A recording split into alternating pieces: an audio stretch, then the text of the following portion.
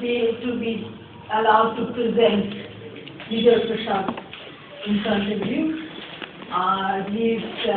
Those of you who came day before yesterday to the forward talk or the panel discussion in which he took part know that he's an energetic and entertaining speaker, but he's also a speaker with considerable serious research and substance. I live abroad and I teach at York University and live between India and Canada. Vijay to some extent does the same. And when I first encountered Vijay, this was about books that he wrote. This was in 2 books he wrote about existence of South Asians and the issue of race and multiculturalism, etc., in the North American continent, particularly the U.S. But even earlier than that, I met Vijay as a very young person who was organizing with taxi drivers in New York. And he has a history of combined activism, of teaching, and of journalism. So he's a man of many talents, but it's all held together by his own self-described Marxist perspective, his knowledge of international relations, and he teaches at Trinity College in Hartford, Connecticut, USA, and is a professor of international studies and holds George and Martha Kellner Chair in South Asian History. He has also, there are 2 books I very much enjoyed of his, but I don't know if they're available here. One is called The Karma of Brown Folks, and the other is called Everybody Was Kung Fu Fighting. I don't know if these books are available here or not, but in his other incarnation in North America, people have read these books. And he has done a very important, interesting book called The Darker Nations, A People's History of the Third World. And this was chosen as Best Non-Fiction Book by Asian American Writers Workshop in 2008. But even more importantly for us, it won the Muzaffar Ahmad Book Award in 2009.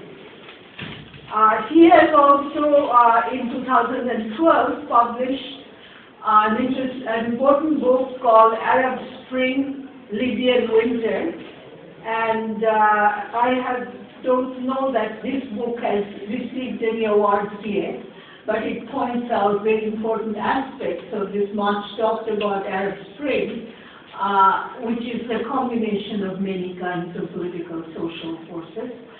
And I have not read this book called Uncle Swami, South Asians in America Today. It will come out in India next month. Okay. And he writes, as you may have read his articles in Frontline and The Hindu, but also writes Counterpunch, Asia Times, and also on the web. I can take a very long time describing his many activities. He too has many books. But one of the most interesting scholarly activism he has done is that for people living in North America, is that he's the co-founder of Forum of Indian Leftists, which actually takes to that part of the continent and to UK the news and the problems and complications that happen in India, and then we get a chance to talk about the rise of Hindu rights, various kinds of political events that happen here, and so he's our eye on the Indian subcontinent. So having said that, let me present you a man of many talents, very, very entertaining and substantial speaker, Professor Vijay Prashad.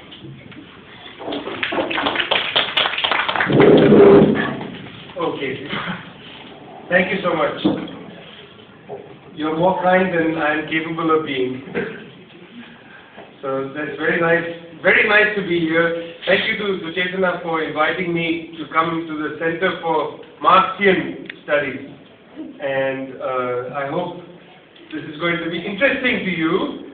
I'm glad you mentioned the book, The Darker Nation, because that was, in a sense, for me, a way to settle accounts with a particular period of world history, from the 1920s to the 1980s, when there was an attempt by the emerging new countries out of colonialism to create a different kind of platform of political, programmatic unity of a certain kind, and a kind of policy platform of how development, as they understood it, should work out. Well, by the 1980s, that platform, what I call the Third World Project, falls apart. And it falls apart for several reasons. One is it falls apart for internal reasons, which is to say that many of these countries fail to settle their own questions of land reform, fail to settle their own questions of social injustice, fail to settle their own questions of political rights, including the question of so-called minorities, democratic rights in general. But this was only a problem of the houses of the different nation states. Then there was that external force that came like a typhoon, which was the IMF utilizing a certain conjuncture, balance of payments problem, because of a problem that I'm not going to get into now, where finance had a spike when the LIBOR rate changed and things like that. The United States put pressure on international finance, and many countries face short-term balance of payments crises. India's balance of payment crisis comes 15 years later than most of the rest of the global south.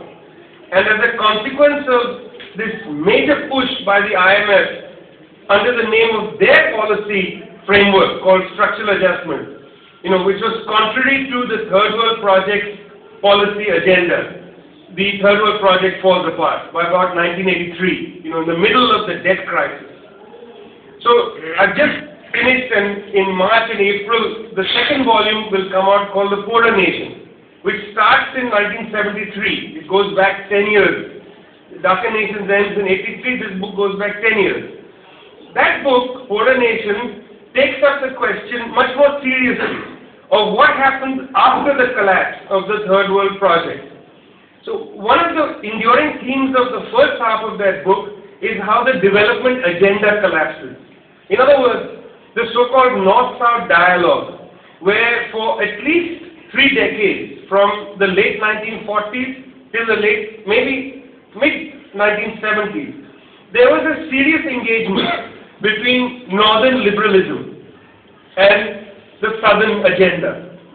Questions like repayment of loans, questions like odious debt. What happens if a dictatorship takes money from banks and then the dictatorship collapses? Why should the population be liable for the dictator's debt? That's called odious debt, a debt that the population is not responsible for.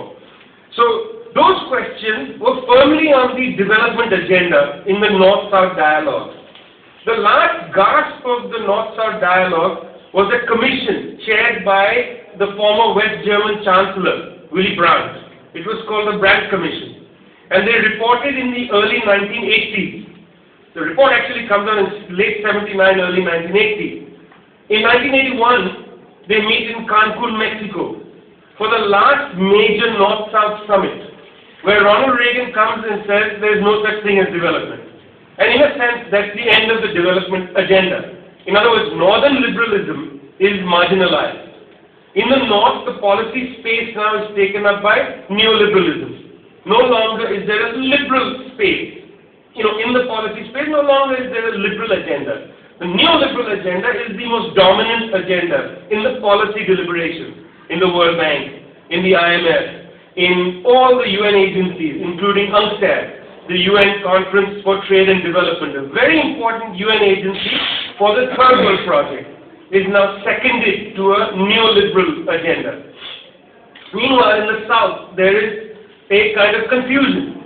What is the Southern reaction to neoliberalism?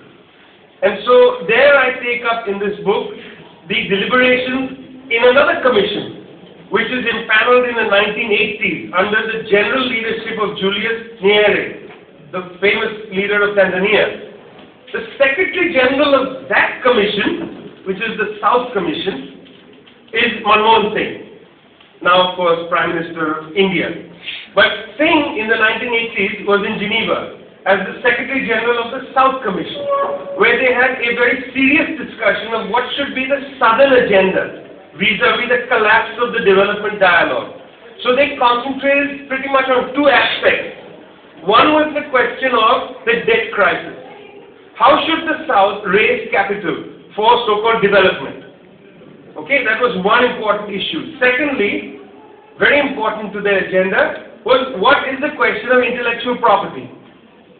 The North had understood, in globalization, the North's main comparative advantage was in intellectual property. They were ready to outsource manufacturing to Malaysia, to Mexico, to China, etc., but they wanted to retain the fruits of manufacturing through rent collection, through intellectual property rights. So the intellectual property becomes a way for them to seek rents with the sales of products. In other words, the North becomes a generalized rent-seeking zone out of intellectual property. That was a very important dynamic for the North. And some of you may have read about or remember debates around TRIPS, trade-related intellectual property, or TRIMS, about investment measures, etc. That was in the 1980s. So the South Commission, unfortunately, released their report in Caracas, Venezuela, on August 2nd, 1990. Some people may remember this as a very important date. It was the date when Saddam Hussein rather stupidly invaded Kuwait, which meant that the South Commission got no media attention for their report. But in fact, nobody cared about what they said. What they said, which was interesting and which I lay out in the poorer nations, is they essentially articulate a vision for what becomes the BRICS growth strategy.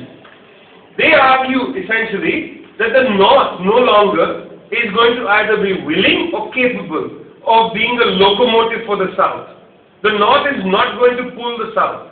The North has abdicated all its role in being the locomotive or even producing aid. Aid was coming as tide aid. I don't know if you know about tide aid. In other words, I give you money, but you have to hire my people to build things in your country. So in other words, it's essentially a kind of subsidy that's disguised for my economy. I will give money to Indonesia, so Bechtel from San Francisco can come and build an energy plant. So I am subsidizing Bechtel through aid. So it's not really aid, because Bechtel will charge 5 times, 100 times more than a local Indonesian company to build the same energy utility. Okay? So aid was off the agenda, development off the agenda, so they argued that the South has to be its own locomotive. And they called that South-South cooperation. And that is, in a sense, the policy agenda for the emergence of the BRICS countries. It unleashes a kind of Southern neoliberalism. And this book then articulates the story of how you move from IBSA, which was the first major policy organization, India, Brazil, South Africa, set up in 2003, and how that was, in a sense, the kind of parent of BRICS. Because BRICS may have been a term invented by a Goldman Sachs analyst, but it actually now has a policy foundation. It's actually an organization which met in Delhi last year, and next year will meet in Durban, South Africa. It's a serious policy arena. So the book, The Poorer Nations, essentially is a story of how the BRICS have emerged and what are the contradictions of the BRICS. What I'm going to present to you is what's not in that book, which is what are the foreign policy implications for the BRICS world. Okay, that's the next phase of the thinking. So here the main example I'm going to offer you is India-Iran relations. That's what I'm going to lay out for you a little bit. Okay? In this BRICS period. Now, it's very important to understand, on the one side, that we're at a period where U.S. power is being curtailed. U.S. international political power, in other words, the reach of American power is being curtailed, militarily and politically. And I'll explain what I mean by that in a minute. that means US unipolarity is being questioned. Because the US model was the following. Just imagine this in your mind's eye. It was the so-called hub and spoke system. The United States was the hub, the center of the wheel. And then there were spokes. Those were its client states. For instance, Rwanda. For instance, Uganda. For instance, Israel. For instance, Colombia in South America. For instance, maybe India. Certainly Japan. Certainly Singapore. These are its client states. And at the edge, on the tires, are these perennial crises that have to be managed by the client under the overall hegemonic influence of US power. That was the US model of basically taking care of the planet. It was the hub and spoke system. And that worked for a long period, at least from the collapse of the Soviet Union until the present and into the near future. But this system is eroding deeply. So let me give you a couple of examples of how the system is eroding. One way in which the system is eroding is the United States no longer has the economic possibility of maintaining such a vast military ensemble. The way in which the hub and spoke system works is at the same time as Japan was a client state, the US had major bases for forward projection into East Asia. At the same time, for instance, as Israel was a major client state, and sorry, I forgot to mention the Gulf Arab countries. At the same time as the Gulf Arab major, client regime, there was an important base in Bahrain, in Manama, the naval base in Manama, Bahrain. So the base system was a very important architecture that held up the hub and spokes, basically their framework of US power. Okay? So I said I'll give you a few examples. One example is it's becoming hard monetarily, financially, to sustain the bases, to sustain this footprint. So even the new defense secretary, Chuck Hagel, before Hagel, Robert Gates, before Robert Gates in the Bush administration, the first defense secretary, the man who said there have known elements and unknown elements, and thank God I've forgotten his name because he's a horrible man. Rumsfeld. Known things, unknown things. From Rumsfeld onwards, they've tried to articulate what they call a supple military approach, that is low footprint, because they want to cut back on military spending. Hence drone warfare, hence sabotage, hence utilizing the client state even more. So there is a economic barrier to the hub and spoke system. Secondly, there is a constitutional barrier that has finally struck the United States. Now, the United States has utilized the language of democracy, human rights, humanitarianism to maintain the hub and spoke system. But you see, that logic is contradictory. The US left Iraq not because President Obama promised that the troops would leave Iraq. The US left Iraq because the Iraqi parliament insisted that US troops in Iraq have to be under Iraqi judicial authorities.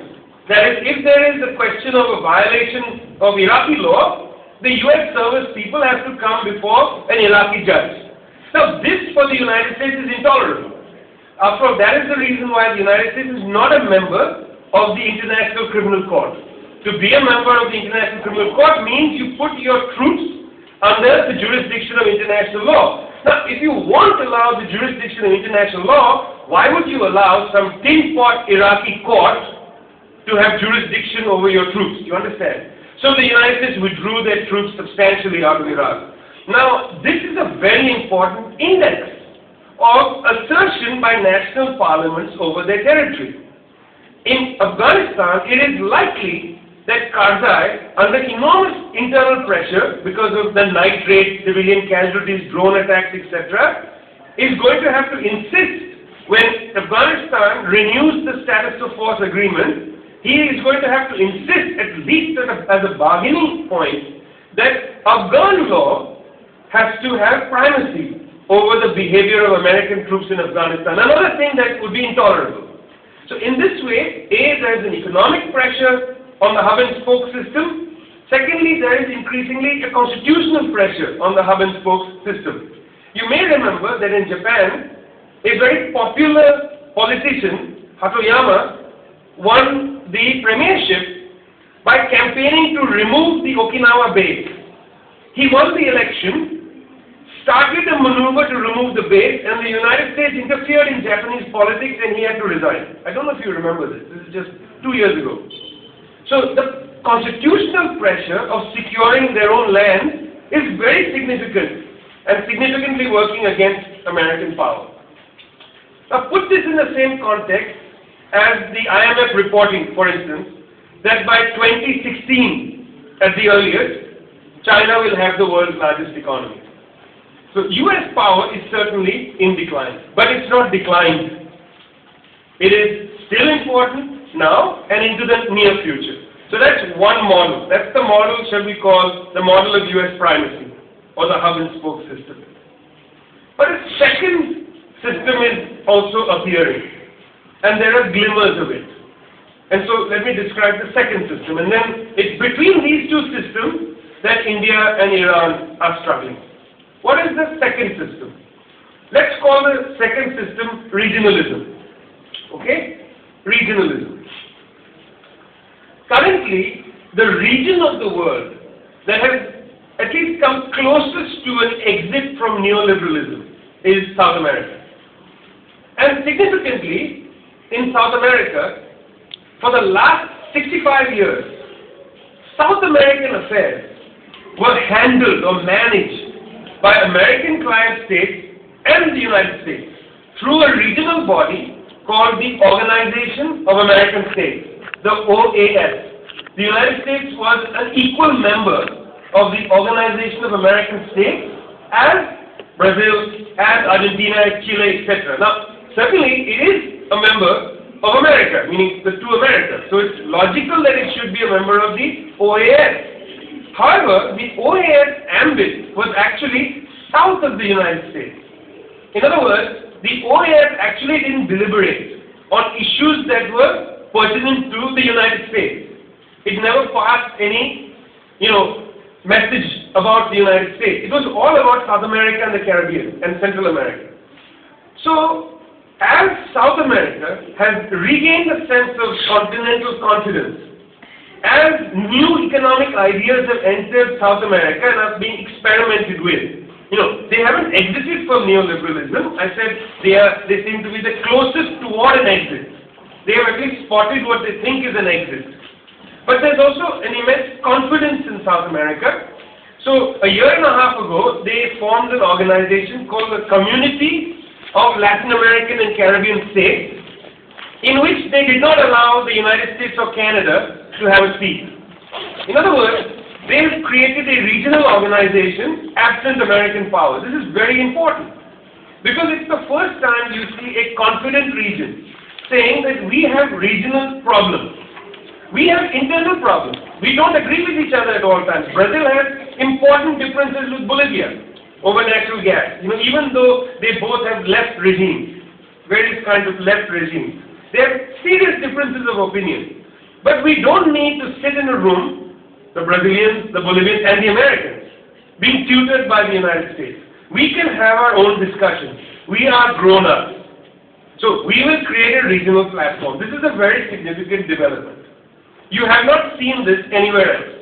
Currently in Africa, there's the African Union, but it's entirely subordinate to the Europeans and the Americans. In other words, their funding is entirely bracketed by the Americans and the Europeans. They are unable to commit fully to an African Union project. You have SAARC, where the neighboring countries have no confidence in India, where there's a great sense that India is utilizing SAARC for its interest. This is despite the very sophisticated doctrine enunciated by Inder Gujral, called the Gujral Doctrine, which is a doctrine of asymmetrical relations, which is to say that India, the dominant power, should give more in negotiations with Nepal than it takes. You don't need to have a commensurate dialogue where you give and you take. India, as the more powerful country, should give, because in the end, we will all benefit. That's the Gujarat Doctrine, a very sophisticated doctrine which the MEA, the Ministry of External Affairs, continues to uphold in rhetoric. But if that was an important doctrine, SAARC could have become a powerful regional actor, but it cannot. Because one of the principal actors in this region is, of course, the United States. Whether it is in Pakistan, or in India, or in Afghanistan. There can be no real SAARC unless the United States is not a player at the table, even though they don't have a formal role in SAARC. Regionalism. That's the second way forward. Regionalism is actually a very high value in the Indian foreign policy establishment. Let me give you just a few examples of that. Last year, a group of liberal, progressive, but really small liberals, Pratap Bhanu Mehta, Rajiv Kumar, Sunil Khilnani, Nandan Nilekani was also part of this group, remarkably, Siddharth Vardarajan, the editor of The Hindu, etc., Lieutenant General Prakash Menon, respected military thinker. They created a document called Non-Alignment 2.0, a foreign and strategic policy for India in the 21st century. Now, it's interesting they called it Non-Alignment 2.0, because what they suggested is A, there is a need for a clear map for India's foreign policy. Secondly, there is a need for India not to fall into what they consider a camp. This is classic Nehruvian thinking. Don't fall into a camp. India is in danger of becoming a camp follower. Instead, India should play strategically a role in all kinds of regions, but do it in a balanced way. That's their suggestion. Okay? It must have a balanced foreign policy. They endorse the Gujarat Doctrine. India should also have an important regional policy, is their position, including on Iran, which I'll come to in a minute. I'll just read from their document on Iran. It says that in West Asia, our strategic engagement should avoid what they call sharp choices. We should try and steer clear of the escalating rivalry between Iran and Saudi Arabia. Okay, India must have a judicious foreign policy, should not be a camp follower. In other words, they endorse Non-Alignment 2.0, which sounds a lot like regionalism. India needs to be strong in the region. The section on South Asia is the longest section, as you'd imagine. There is no section in here on the United States. Very important. They do not engage directly with Indo-US relations, which strikes me both as blindness to the realities of where we are today, but also that they don't see that necessarily as the only harbor for Indian foreign policy. India should have many harbors, is basically the view. But the region is very important. Okay, so so far we're okay. There's the US primacy approach, hub and spokes, and then there's regional issues where India, for instance, should have a regional understanding, its place where it's located. So for instance, just think of it, I mean, we're talking at the Center for Marxian Studies, but what I'm presenting to you is utterly reasonable. So far I haven't had any revolutionary thoughts. These are all along one section of the Indian foreign policy establishment, and I'm going to shock you with things I'll read to you in a minute. Okay? Later I might suggest a much more robust approach in the world, but leave that aside. We're not there yet. This is very reasonable stuff. It's reasonable stuff because what they are saying is rather than be a client in the hub and spoke system, India must strengthen its role in the region. And think about this realistically. We have energy needs. There is vast energy reserves in Central Asia, but India cannot access them. There are vast energy reserves in Iran, but India cannot access them. Okay, so far we're okay? So this is a realistic thing. Now, India and Iran. I've been interviewing a number of senior people in the MEA type crowd, Ministry of External Affairs. I was surprised. This year, the Indian ambassador to the United States, a very bright person, Nirupama Rao, gave a speech in the United States where she said that India is trying to reduce its burden on Iran's oil as part of the US sanctions regime on Iran. You understand the sanctions regime. There is a UN sanction, which is a low threshold sanction, and then there's the US-EU sanction, which is essentially an embargo of Iran. Much more stringent sanctions. And the world is actually obliged to be at the UN sanctions, not at the US-EU sanctions. India was in the middle of these two, And what Ambassador Rao suggested is we are coming close to the EU-US sanctions. In other words, the embargo regime, not the sanctions regime. This was last year. But 2 years ago, in an important speech, she said that India and Iran have a very close relationship, and Iran is important for India in strategic terms. She argues the narrative of our relations against the background of our long-standing civilization ties is one of fundamental complementarities and natural affinities.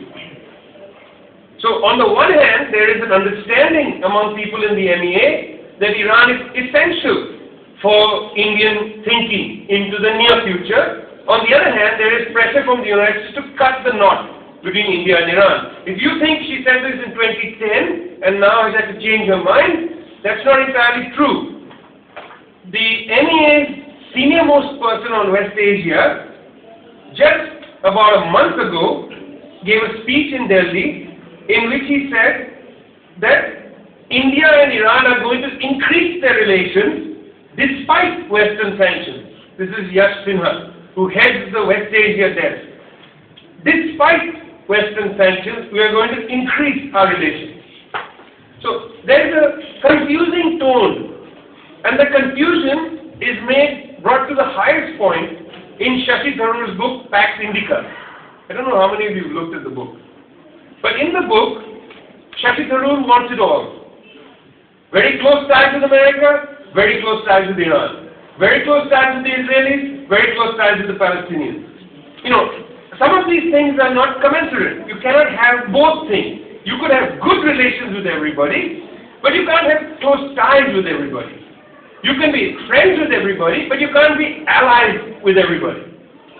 But Tharoor, because he's a good-natured, nice guy who wants to be friends with everybody, reflects that in his vision of the world. You know, it's a personality question, but it also then enters into what I think is very serious, which is a serious contradiction inside Indian thinking between U.S. primacy, the architecture of U.S. primacy, and the emergent architecture of regionalism.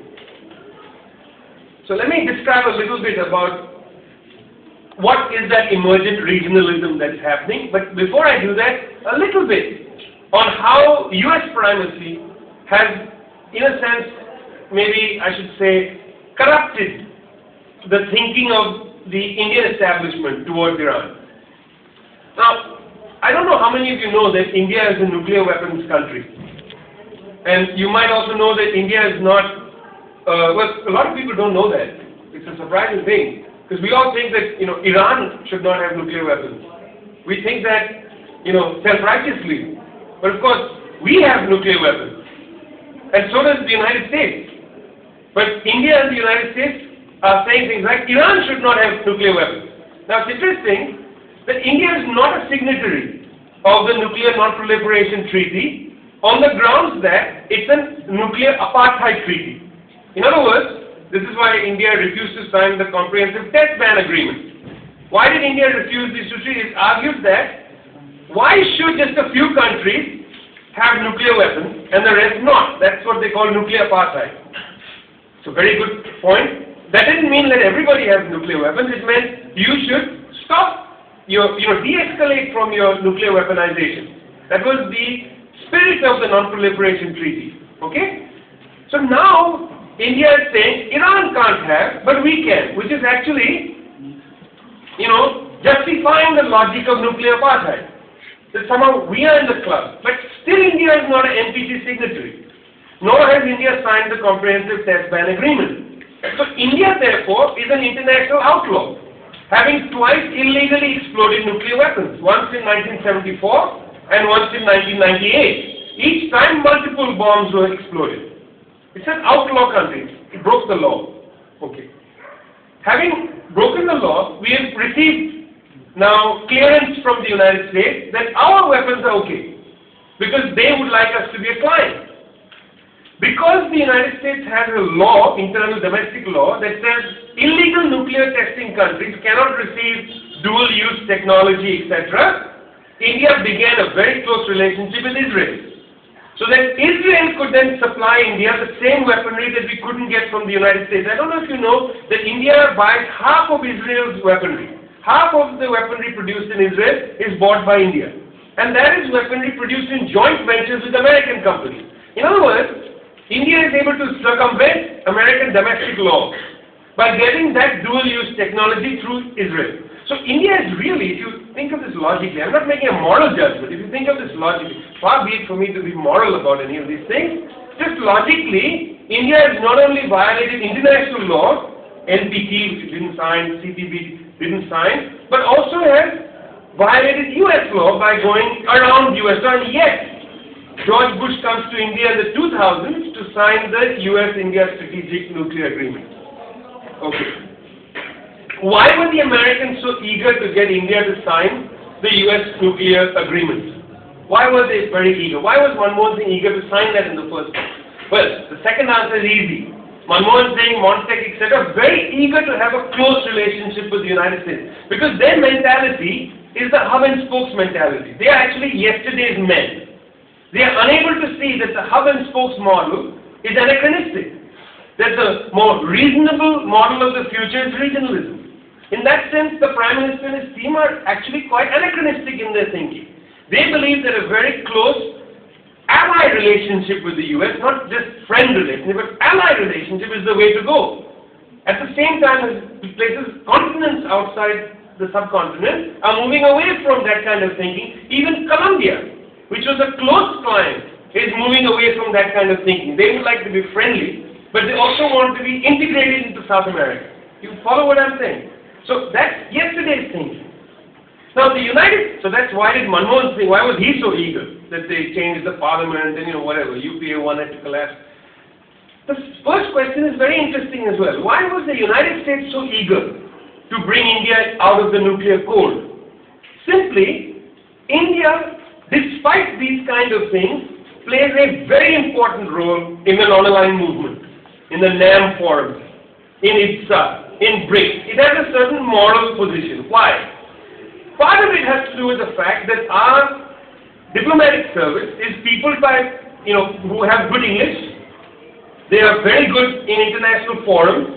These are practical questions. So when you go to the UN, the fact that Hardeep Puri is a very articulate person, can give an excellent speech, is very smart, can write a wonderful paper on responsibility to protect. Other countries where the diplomats speak French or they may speak languages outside the diplomatic circle of languages, look to India for leadership and have, because of India's role in the formation of NAM. India has had that role in the NAM, for a very long time. So India's position is important. It was therefore crucial to move India to vote against Iran in the International Atomic Energy Agency meetings in 2004-2005. Those are crucial meetings. Because if India took a position against Iran publicly, the NAM would be divided. Because the NAM was the sure block that Iran could at the time rely on against unbelievable pressure from the Europeans and the United States. Now please remember, who is the most dangerous entity currently in West Asia? Who actually is a nuclear weapons power in West Asia? Actually, Iran does not have nuclear weapons. But actually, Israel does have nuclear weapons. And Israel has refused to allow a nuclear-free Middle East treaty to be signed. So given that, the pressure on Iran was a political pressure. It actually wasn't about international law. If they were in fact interested in the niceties of international law, then the pressure should have been both on Iran not to have a nuclear weapons program and on Israel to de-escalate its program. Then it would have been non-hypocritical. But as it turned out, it was not about law, it was about politics. Iran had to be put on its knees. Pressure therefore comes to India.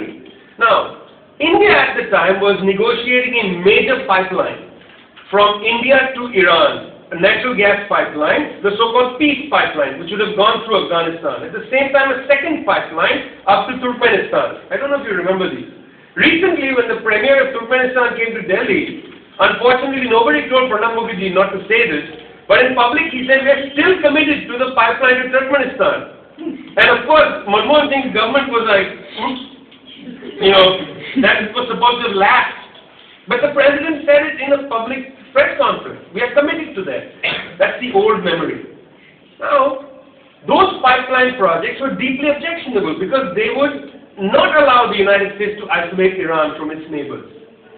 So, Condoleezza Rice comes to India and makes a very simple proposition. We will give you nuclear. You stop trying to get natural gas from Iran. Before that, they tried to stop the pipeline through the building of an important Taj Mahal in Western India, which is still remaining vacant, when a very important American company came in to bring liquefied natural gas, and they built this huge monument to 21st century energy on the coastline of Maharashtra. That was at Dabhol, and the plant was by Enron. Enron's LPG plant was to prevent natural gas coming through pipeline from Iran, but that failed. So the second bid was to go to the Indian government, and this is of course thanks to WikiLeaks, the cables. We know that Condoleezza Rice told the Indians, look, stop this pipeline, we're going to give you nuclear, no problem. Indian government took the deal, voted against Iran twice in the International Atomic Energy Agency, and improved the climate for the Americans to step up to sanctions level number 3. Now they are at number 4, which is essentially strangulation. Meanwhile, you think therefore that India was in the camp of the Americans. Meanwhile, India begins to sign MOUs with Iran to develop an important port city in southeastern Iran called Chabahar. How many of you followed the Chabahar story? You know the Gwadar story? Where is Gwadar? Pakistan. In the province of? I don't know, near Karachi. Balochistan, which is the richest province in terms of raw materials, but the poorest province in terms of per capita livelihood. Right? In Gwadar, the Chinese have been developing a major port, a warm water port. The Chinese are also developing warm water ports in Burma, in Colombo, Sri Lanka, right? All across the Indian Ocean. So that's a Chinese-Pakistani collaboration, Gwadar. India developed a port and has spent hundreds of millions of dollars in this same period in the town of Chabahar, which means 4 seasons. In other words, it's beautiful all year round. That's what it means. Lovely word. The weather is great. That means a great port. There's no problem with the port. Developed this port and developed a rail and auto network that goes to the Afghan border, links to the Kandahar road, and therefore goes right into Central Asia. Because the dream is that India will export consumer goods to Chabahar up into Central Asia, big booming market for Indian goods, circumventing the Pakistani road. No longer need to go in trucks across the Khyber. Now you just go around. It's a very interesting plan. At the same time, Turkey is building a railroad, knitting Turkey through northern Iran into Central Asia. Okay? This is the new Southern Silk Road. It's an amazing set of infrastructural developments, rail lines, roads, etc. Okay? So India is doing this at the very same time. In fact, during the NAM summit in Tehran, India had a side meeting with the Iranians and the Pakistanis, where they talked about building a rail link between Chabahar and Gwadar. In other words, this is already the architecture of regionalism. So India currently is between 2 stools. Between yesterday's vision of foreign policy, the hub and spoke system, client state of the United States, allies, not just friends, reliance upon American delivery of nuclear materials to take care of maybe 8 to 10% maximum of future energy needs, very small amount, or the regional system, where India is knit through ports, rail, roads, etc. I'm not talking about mode of development, news, I'm not talking any of that, I'm just talking at a foreign policy level for now. What they do with those roads, what they do with that rail, that's a separate discussion. But the second thing, a regional network to tie countries so that complementarities can work. I'll give you just one example and then I'll stop. In December, the United Nations accepted an Iranian claim that there was a catastrophic problem with medicine. Iran is facing about 168 different medicines. They are in acute shortfall, including cancer drugs and simple medications as well. Mid-December, a team of Indian pharmaceutical companies, that is Indian ones, not MNCs, not joint ventures, Indian companies, the domestic bourgeois companies went to Tehran, where they had a long discussion about India exporting pharmaceutical, drugs to Iran. Saeed Jalili, one of the major nuclear negotiators, was in Delhi in the first week of January, where he gave a very interesting speech saying, for India, the sanctions crisis is an opportunity, because vast amounts of the Iranian market are now open for India to sell its goods. And Iran is dying to sell India more oil and natural gas. So this is a complementarity. This is classical, this is neoclassical economics. There's nothing, radical about this. They have different comparative advantages, and they want to bring their comparative advantages to market. This is Samuelson. This is not Marx.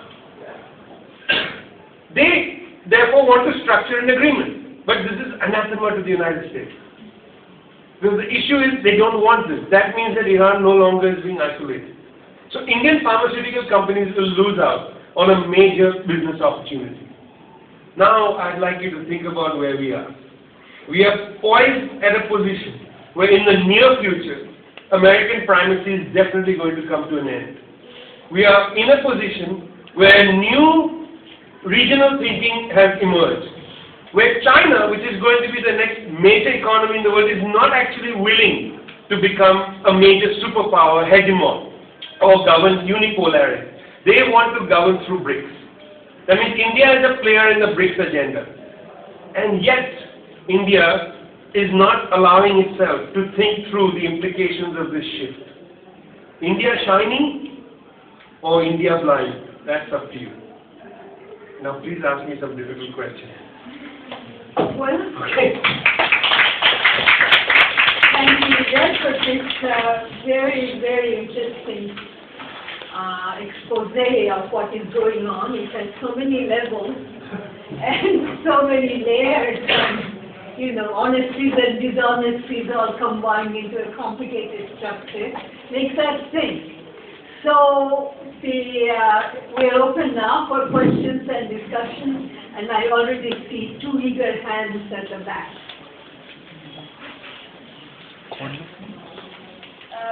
Vijay, thank you very much for that. So it's very illuminating on many levels, and I shall continue to think about it for a long time. I have just one small question. Given that nuclear technology is now at least 70 years old, and is something that really there aren't really many secrets left in the technology per se, how important is it for us to have the US grant us nuclear technology when these things are probably just a small investment discoverable by ourselves? This is a good question, but really it's not about nuclear technology. It's about nuclear material. There's Freely available on the market. not so available. The Nuclear Suppliers Group, the NSG, controls who gets how much uranium, whatever the number of the uranium is. That I don't know the technical terms, but it's 238, 241, 238. So the issue is there's a cabal or a consortium, a pipe, what is that called? A pipeline that is blocked. What's that called when there's a spigot on the pipeline? A valve. Okay, good. Yeah, the valve. That's the Nuclear Suppliers Group. And they meet and vote. And US assent to a request in the NSG is very important.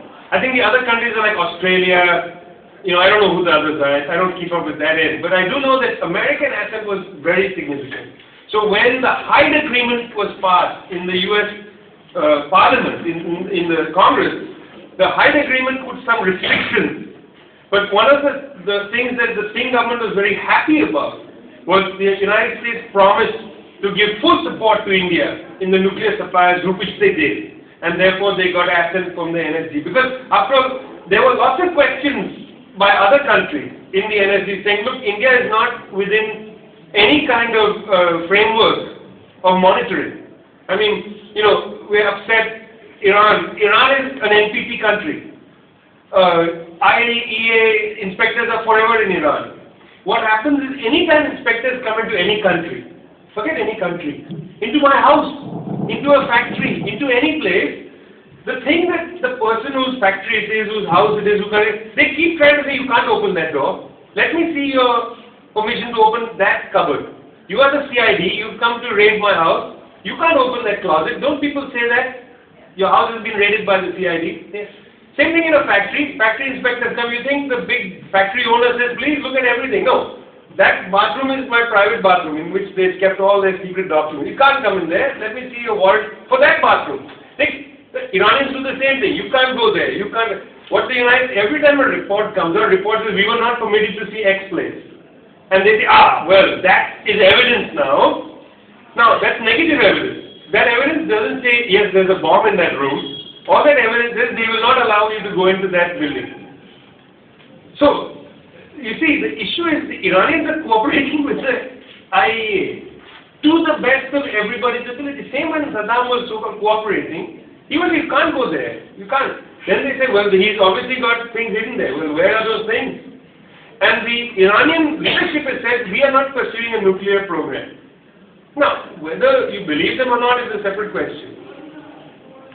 It's the sheer blatant hypocrisy of one country under IAEA rules pursuing an energy program which was set up by the United States, Atoms for Peace. The United States provided Iran until 1979 with nuclear technology, with a reactor, as part of weapons, Atoms for Peace. Now they are saying you cannot go down that road. India, of course, quite the opposite. In other words, it's not a question of law or security, it's a question of politics. So you're right, there are many things that India can develop independently. But what they can't develop is uranium-238 because we don't have that cash. And by the way, the United States this week has announced they're making a base in Niger. A drone base in Niger. This is very significant because Niger, I believe, is one of the largest, mines for yellow cake uranium, which produces 238. Please. Okay, this question there at the back. Thank you very much. That was extremely interesting. That's all. Thank you. We want to think about it for a while. I just wanted to ask, these contradictions that you're running across, right, with different public policy figures saying different things. Firstly, does this only happen in this particular arena? Because I don't think so. The impression I get is that there's random pieces of information floating around which are being picked up and sort of hawked in public arenas in fairly random ways. So one classic example would be the time S.M. Krishna picked up his Portuguese counterpart's speech at the UN and started reading it, right, thinking it was his own speech. Correct. And he didn't realize it until like some 10 minutes into the speech.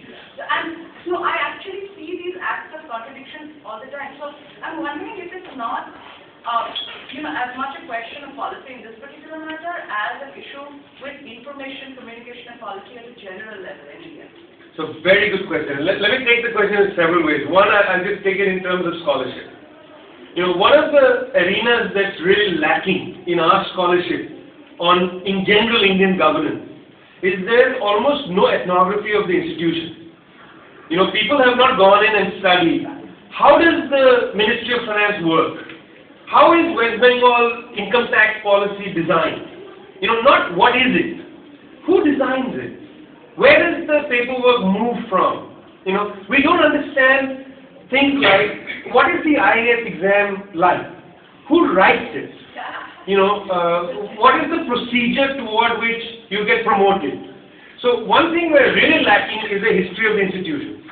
You cannot create a robust democracy until sunlight is shone inside the institution. So that's a big lack in our scholarly work. Very big lack in the scholarly literature.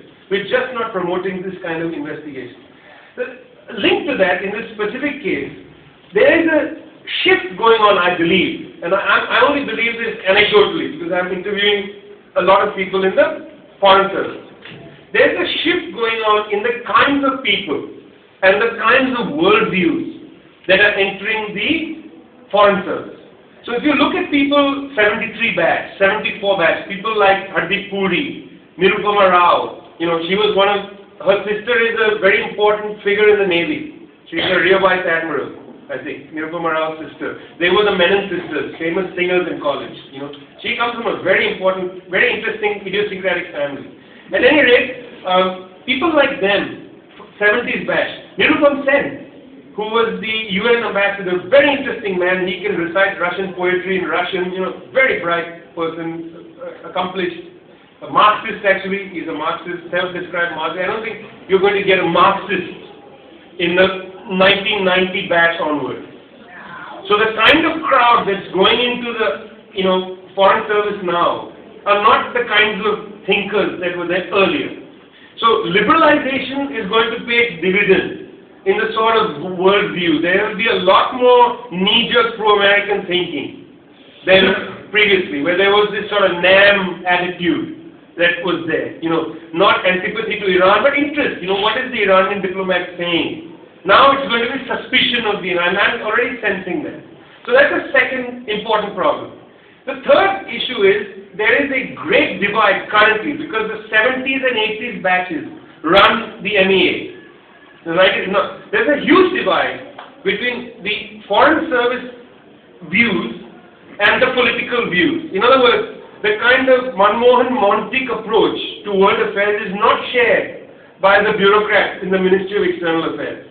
They don't share the view that one has to tail or have an ally relationship with the United States. So that is a very serious problem.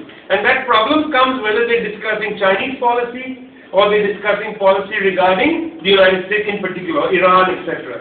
So just to finish with this, there is also the issue of the kind of person who's put in as the foreign secretary or as the cabinet level foreign minister.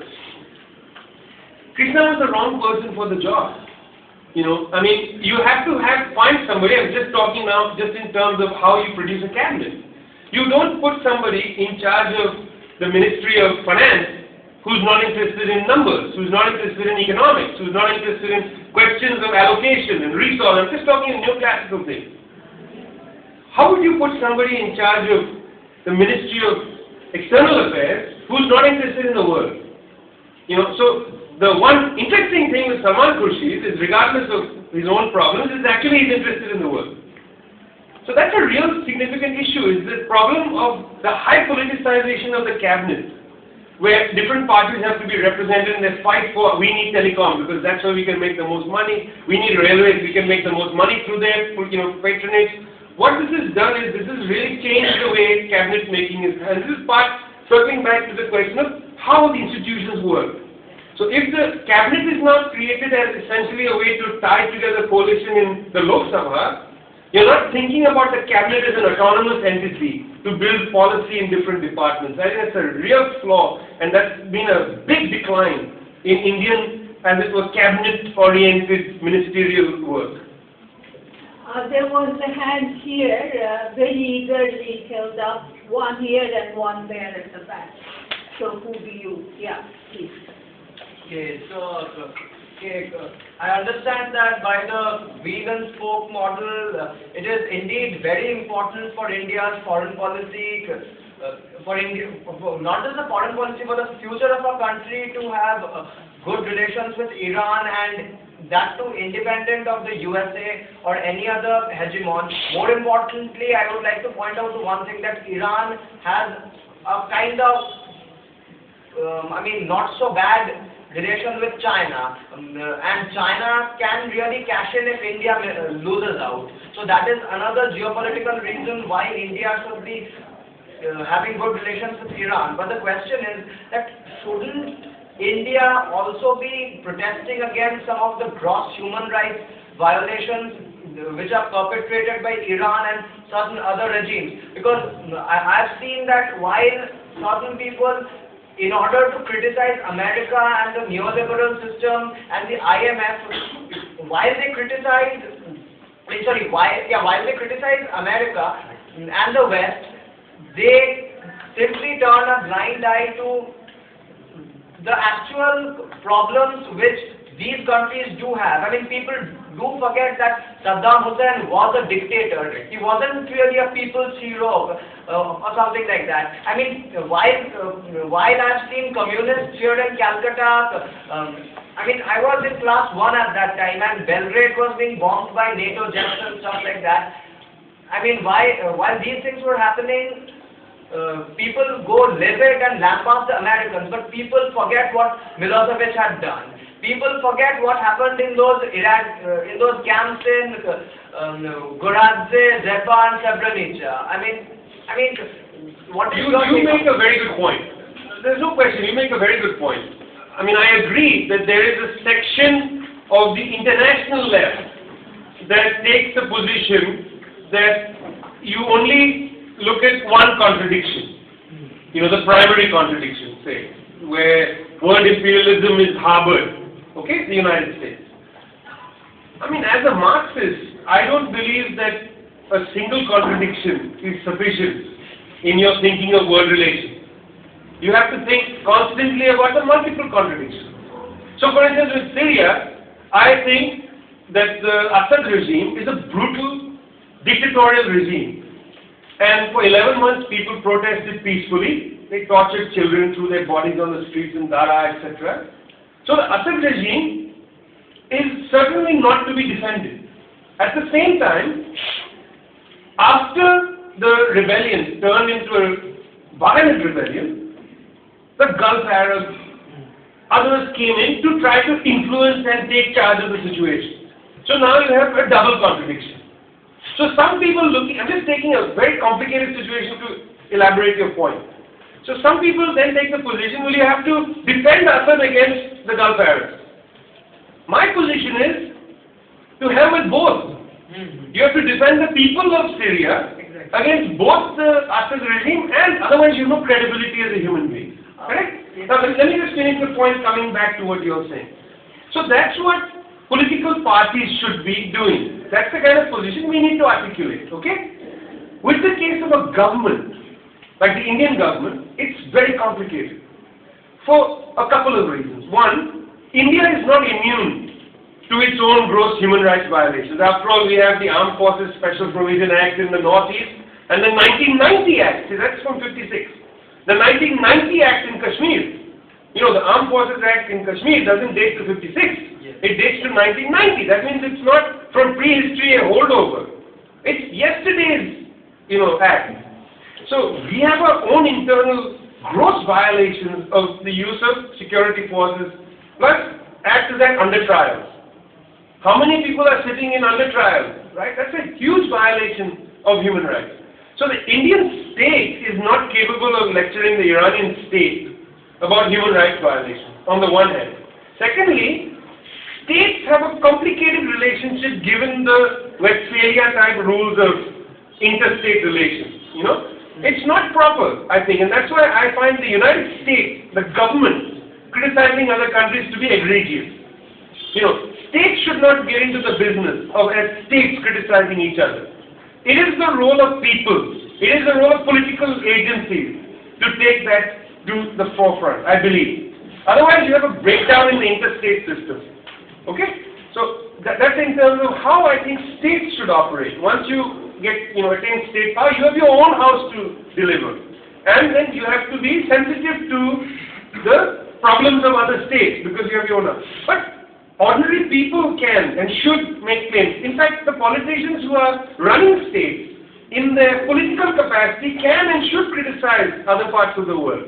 But not as the Prime Minister of India, not as the President of the United States. You understand that distinction? It's a small distinction, but it's important. Hold on. We have another speaker.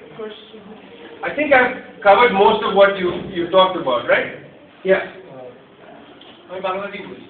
Fine, but you'll have to help me. Okay. I'll try my best. Sir আপনি বলতে গিয়ে বলছেন যে United states militarily আর economically decline করছে, আর আপনি যে secretary of ডিফেন্সের নাম বললেন তাদের মধ্যে চার থেকে যে এখনকার রবার্ট গেটস, কিন্তু আপনি লিওন ফাংসের নাম বলেননি। এবার আমি একটা কথা বলতে গিয়ে বলছি যে মিলিটারি যে ডিক্লাইন করছে আপনি বলছেন, কিন্তু আমরা যদি দেখি যেটাকে বলছে ওবামা ডক্ট্রিন, যেটা sustaining US leadership and 21st century defence priority, the new doctrine. হ্যাঁ, এটা আর এই বিভিন্ন যে ইন্ডিপেন্ডেন্ট যে থিঙ্ক ট্যাঙ্ক যারা পেন্টাগনের হয়ে রিভিউগুলো করে, স্ট্র্যাটেজিক অস্ট্রেল রিভিউ, তো সেখানে বলা হচ্ছে যে এক ধরনের ম্যাজিনো লাইন ক্রিয়েশনের কথা, যেটা অস্ট্রেলিয়া কোকোদ্বীপ থেকে আরম্ভ করে পুরো এশিয়া প্যাসিফিকটা কাভার করে ওই হর্ন অফ আফ্রিকার যে জোন, এই জায়গাটা এইখানে যে মিলিটারি বেস তৈরি কথা, যেমন কেনিয়ার মান্দা বেসে বলেছে নাভাল বেস তৈরি হবে, আবাবা মিনচেতে ড্রোনের বেস তৈরি হবে, তারপর পোকো দ্বীপে হচ্ছে রাখাল দেশ তৈরি হবে। তো এই যে মানে ওবামার যে পলিসি আমরা যদি দেখি যে এশিয়া প্যাসিফিকে বলছে এশিয়া প্যাসিফিক ইকোনমিক কোঅপারেশনের কথা বলছে হিলারি ক্লিনটন। তো এনারা বলছেন যে পুরো এশিয়া প্যাসিফিক যে যতগুলো দেশ ওই জোনটাকে হচ্ছে মানে ইউএস এর আন্ডারে আনতে। আর অন্যদিকে আমরা যদি দেখি যে মানে চায়নার কিছু কোর ইন্টারেস্ট আছে, যেমন হচ্ছে He's coming to the question. I get the encirclement of China is happening.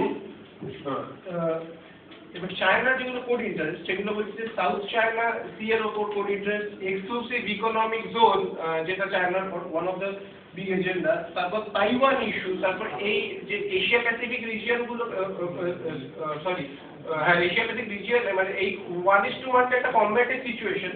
তো এই এক্সক্লুসিভ ইকোনমিক জোন আর এশিয়া প্যাসিফিক ইকোনমিক কোঅপারেশন, এবার এই ইকোনমিক কনফ্রন্টেশনের জায়গা থেকে মিলিটারি কনফ্রন্টেশন, এটা পুরো এশিয়া প্যাসিফিক পলিটিক্সের সিনারিওকে 21st century কেমন করে? The first thing I'll tell you, I think you figured it out. yeah, first thing I'll tell you is that there will be no military confrontation between China and India. I mean, and the United States. I'm guaranteeing you that. All my books I've written, credibility, the few savings I have, I will give you. Okay, that's my blood guarantee. You can sell my kidney. Okay? They will not go to war. It's not possible. That would be catastrophic for both countries. That would be like some nightmare novel. They know that. These are games. The so-called battle over Dalco Island, that's a game. China is not going to war with Japan, because that will bring the Americans in. I didn't say that American power has declined. I said in the near future it will continue to be there, but it's declining. They know that they cannot afford to have more and more bases. They know the Obama doctrine is also contradictory. On the one side they say encircle China, correct? I agree with you. There's new agreement with Australia, renewed agreement with Japan. China is pushing against that with its fight against Japan. It's a very stupid thing China is doing actually. Trying to push its territorial waters. It doesn't need to. It's wasting its resources. Those are barren islands. What they're fighting over is the potential raw materials. China is owning raw materials in Africa. Why fight over those? That's a very stupid decision. Anyway, they are playing a cat and mouse game. But the real Obama doctrine is going to be drones, is going to be sabotage, everything they're doing in West Asia. Sabotage of Iran, cyber weaponry, including Stuxnets and all these other weaponry. Cyber weaponry, sabotage, killing of scientists in the way of mysterious bomb blasts, limpet mines against cars in Tehran streets. Okay? This is the Obama doctrine. Including using M23 rebels in eastern Congo, funded by Uganda as client and Rwanda as other client, entering Goma. So that is the Obama doctrine. This other thing, this is theater. This is sending 200 Marines to Australia to train together. 200 Marines plus the Australian Army are no match against the Chinese Navy. This is theater. What the Non-Alignment 2.0 document says is India needs to hastily build a maritime blue water fleet to start dominating the Indian Ocean, because China is distracted in the South China Sea. In other words, they recognize in this document that the United States is not going to be able to command the Indian Ocean because they are going to draw down from Diego Garcia. They cannot afford it anymore. So this is in the near term, the power is not going to they are not going to go off a cliff. But certainly there is a gradual decline. The question is, how does a country like India, how do they manage the shift in world power? Currently, India is making what I'm suggesting is a strategic mistake, to believe that American power is eternal. That's a strategic mistake. Those of us who are analyzing this should not make the same strategic mistake by believing what their strategic posture review is saying. Their strategic posture review is saying we are the greatest military power in the world. That's what it starts with. We are the preeminent power. Their strategic posture review is saying we will encircle China. How will you encircle China? With 200 Marines in a base in northern Australia where the weather is terrible and those Marines hate it? You can't. It's not, you know. If you look at photographs of the American base in Kabul, then you understand what forward projection means. They built an American city. They fly into that base, McDonald's, Burger King, Pizza Hut. American troops are not going to eat Afghan food. How expensive it is to maintain an American officer, to maintain an American engineer who fixes trucks. That person is going to have the food flown in. Now, I'll give you something I forgot to mention. Afghanistan, an American colony right now, correct? American hegemony is fully over Afghanistan. Afghanistan imports 50% of its oil from Iran. Nobody is asking Qatar to bring it down, otherwise America will have to fly oil in from Saudi Arabia. There is a regional problem. Geography is destiny. So don't read the American documents uncritically. You've got to read them and say, really? You understand what I'm saying? This is a joke. It's like a comic book. You're no longer Superman. Because we cannot make the same mistake that Manmohan Singh is making. That's the argument basically I'm making to you. That they are not able to see that something is changing and they are therefore force projecting in a landscape that is going. What we have to do, serious people who are serious about the direction of the world, is to show what is coming. Because the point isn't just to describe reality. The point is to try to understand what is coming in the future. That's why we study things. I don't mean forecasting futures and alternatives and all that garbage. I mean what is already the future. I mean this regionalism. I mean geography. These things are important.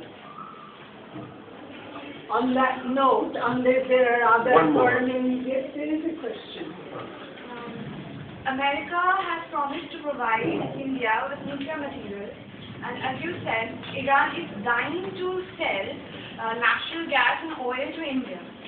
So if India makes an ally with Iran, it will boom Iran's economy as well, and India will also have its share of boom.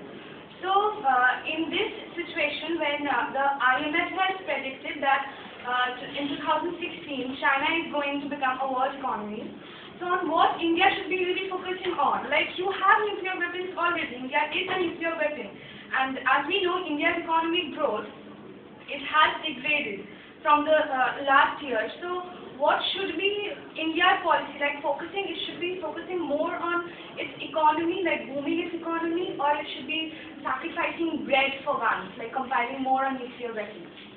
Firstly, I trust the good economists of the left in Delhi, who I think very carefully have said that Montek Singh Ahluwalia is utterly fantasizing when he believes that next year the growth rate can be 5.9%. It's currently maybe 3.5%. They will re-estimate that 3.5 later. It's not 3.5. I don't believe that. What they argue is that India's real estate boom, construction boom paradigm has peaked. That they may not, let me give you an example. All of you have been to South City Mall, right? What is South City Mall? It's a, what? It's like a palace of goods. What used to be there before South City Mall? Usha factory making what? Fans. Sewing machine. Sewing machine. Singer sewing machine before Usha, actually. It was the Singer factory. So you had a place of manufacturing, which is now a place of consumption, where 75% of the goods are imported. Now, before it was, by the way, just for fun, before it was Singer sewing machine, what was that land? Agricultural land. Agricultural land owned by? The Zamindars of Shiala. Tipu Sultan too, right? Well, Zamindars of Shiala. It was agriculture. So here's the potted stages of capitalism. Agriculture, manufacturing, to what? To buying. Okay, in one little space. You understand? So India's so-called growth projection has peaked. People are buying things going into debt. You know, okay, fine, you'll have more Salt Lake build or whatever, you know, there will be some more construction, but it's not going to go to 5.9%. You've come to a peak of this model. This model is also creaking forward. So the question of resources isn't to bring this model back to life. The question of resources is livelihood. For instance, right now prices are going up catastrophic for ordinary people. Right? Catastrophic rise in price. Why? Largely because fuel prices are very high. Fuel prices are high because we have a burdensome bill of importing fuel. If we had a lesser bill for fuel import and we didn't rely so much on coal, we electrified more things, didn't rely so much on coal, we might be able to lessen the pressure on food inflation. Maybe. That's actually a useful way to think about the advantage of this natural gas arrangement with Central Asia, with Iran. They will sell natural gas cheaper per unit of electricity than Saudi oil. You know, that people have, actually, sorry, what did I say people? My colleague Probir Purkayastha has studied the Ministry of Energy's documents, and he found two things in those documents. One, that the maximum, that the nuclear plant, the maximum projection is under 10% of India's energy needs. Okay, under 10%. Or 8%. Or 8%. 8% of India's energy, maximum. You know, the most optimistic is about 8%. Meanwhile, if we relied on some of these other methods and we had interesting pricing strategies, you know, like we had with dictatorial Saddam Hussein, if we had barter deals with Iran, you know, we had different dollar-denominated exchanges. Because you denominate energy in dollars, you've already artificially inflated the trade. But if you do non-denominated deals, if you deal in rupees, which is what India and Iran have made an agreement to do, or you deal in a third currency, or you don't deal in a currency, you deal in an arrangement. This is not something that's new, it happened with the Soviet Union as well.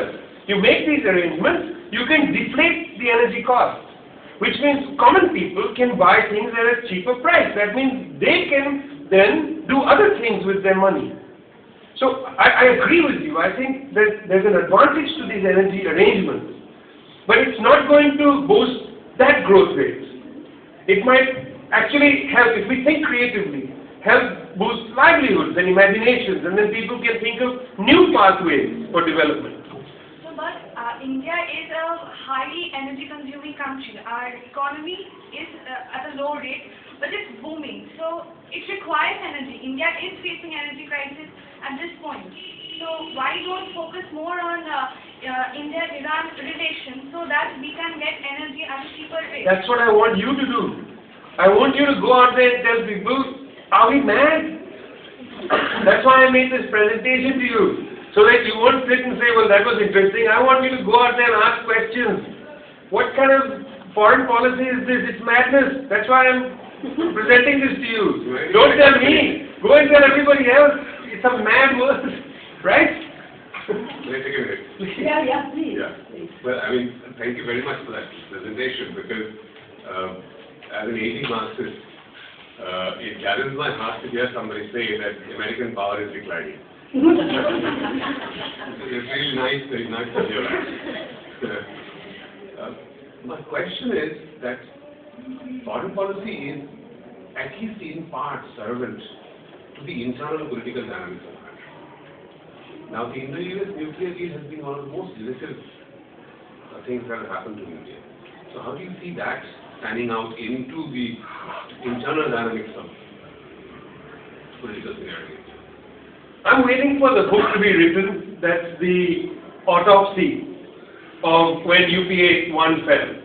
You know, that has not happened yet. Nobody has gone back and interviewed Samajwadi Party, interviewed those BJP MPs that came in and threw the money in the well of Parliament. You remember that?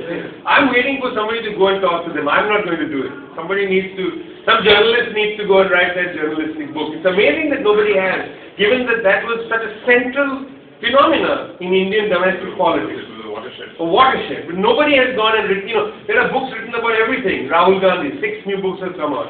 But nobody has gone and written a book on what is really one of the most important political events in terms of the Parliament. And the kind of accusations made about Parliament. People saying vote buying. I mean, I have not seen that kind of ferocity inside the well of Parliament where people are accusing fellow parliamentarians against all norms of buying votes and throwing money in the well. That I've never seen before.